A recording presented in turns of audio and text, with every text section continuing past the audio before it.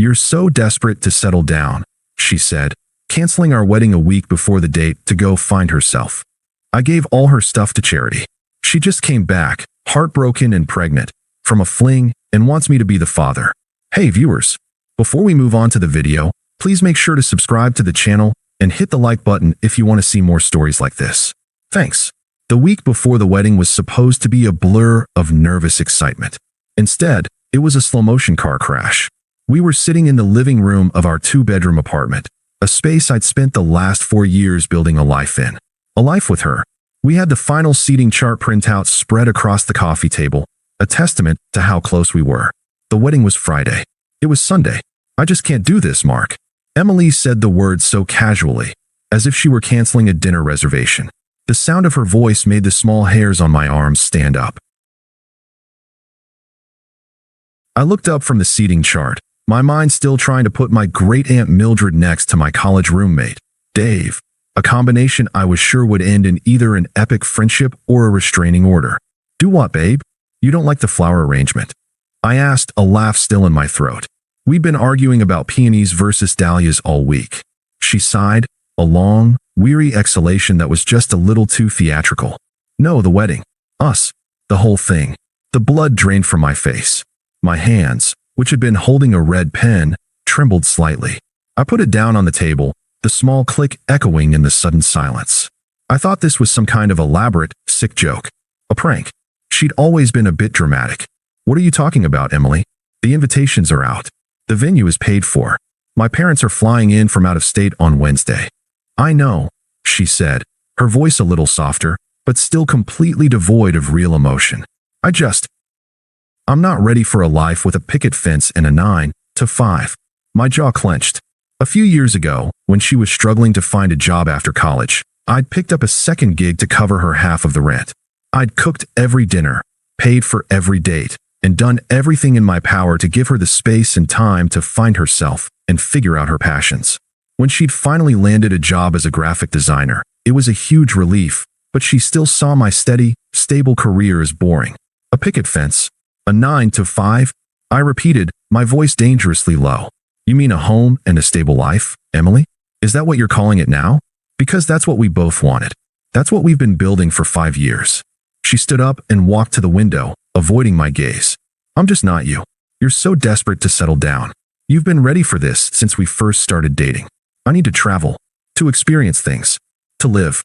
The word desperate felt like a physical blow.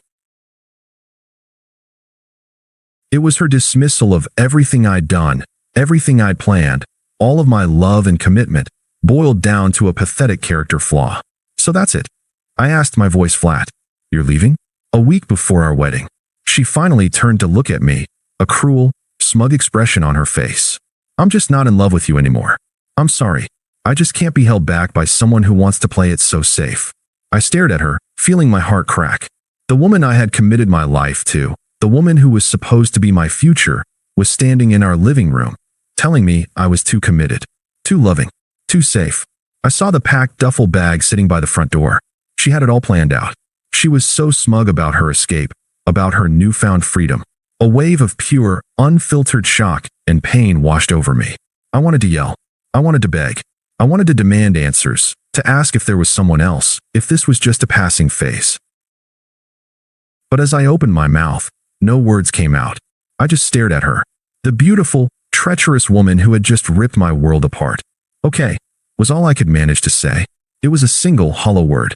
She gave a small, relieved smile. "I'll pack the rest of my stuff later. Don't worry about anything. I'll get it all taken care of." But her words didn't land. All I could think about was my quiet, dignified exit. I stood up, walked to our bedroom, and came back with my keys and my wallet. I looked at the seating chart, the symbol of everything that was now gone, and then I looked at Emily, a stranger in my home. I simply turned, opened the front door, and walked away. I didn't yell. I didn't cry. I didn't even get in my car right away. I just walked, the late afternoon sun warm on my skin. I walked until I found a park bench and sat down. I pulled out my phone, went to my contacts, and scrolled to her name. Emily. The tiny picture of her smiling face, taken a year ago at the beach, felt like a punch to the gut. I hovered over the block button, then closed my phone. I wasn't going to give her the satisfaction of a reaction. She wanted drama. I was going to give her silence. For 2 days, I lived out of a suitcase in a friend's spare room. I didn't tell him why I was there, only that I needed a place to crash for a while. He was an old college buddy, a man who understood when to ask questions and when to just let it be.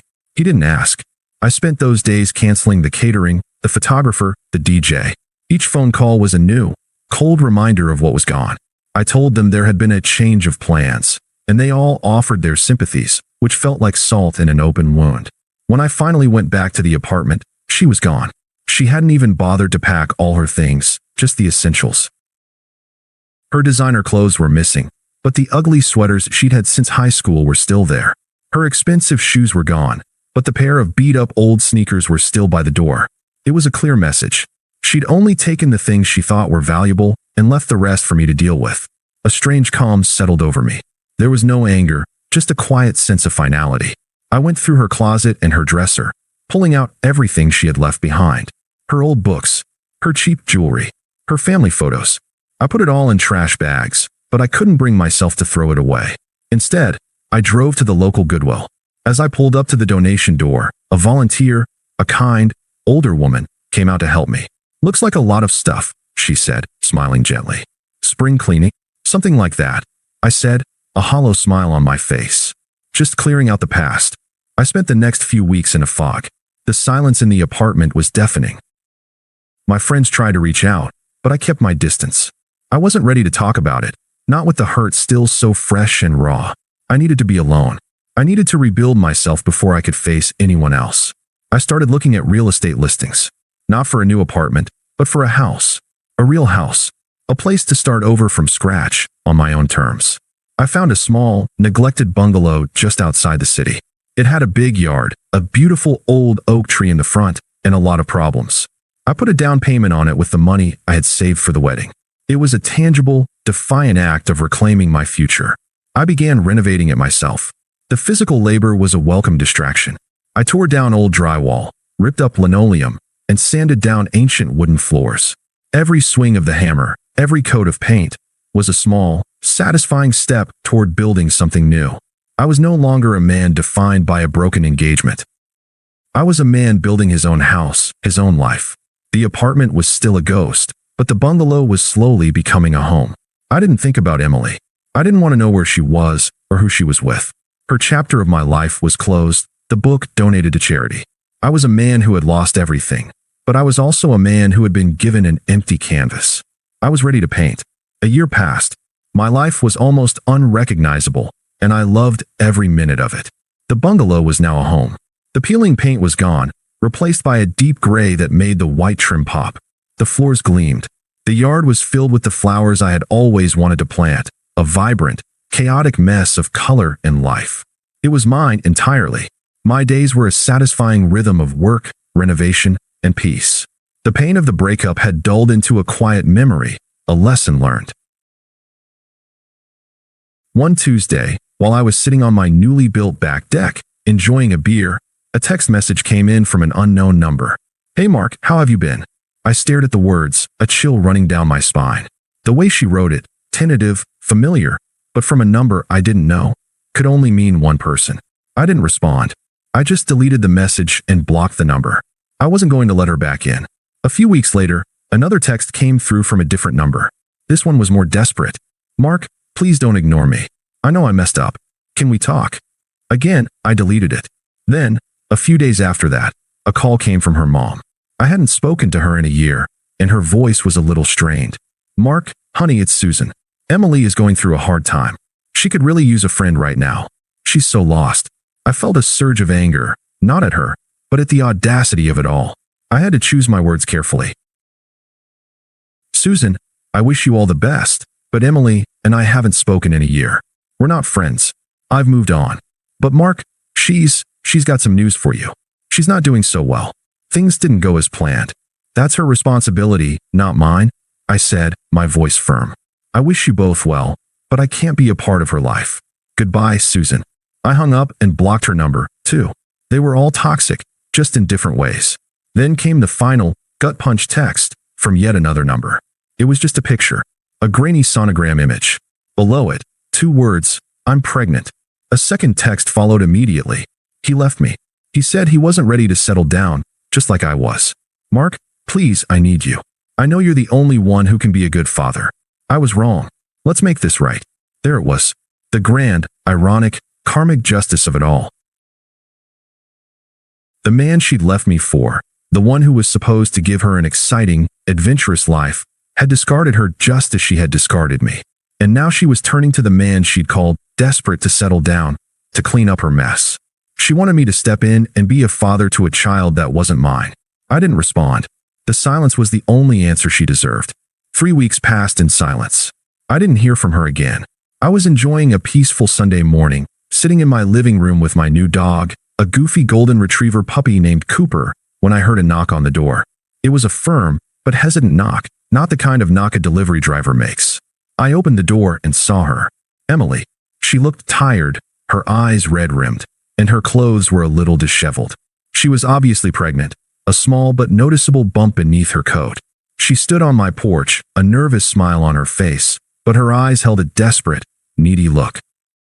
Her gaze swept past me to the interior of my home, the custom bookshelves I had built, the warm glow of the fireplace, the new wooden floors. Her eyes widened, a flicker of shock and regret crossing her face. Mark, she said, her voice thin. I can't believe it. This place looks amazing.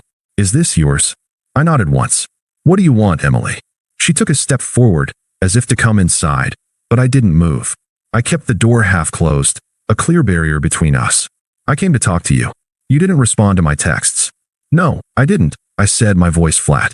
I thought my silence was pretty clear. She started to cry, real tears this time. I know. I'm so sorry. I was wrong. About everything. He just left. He told me he wasn't ready to be a dad, and he just disappeared. I was so stupid.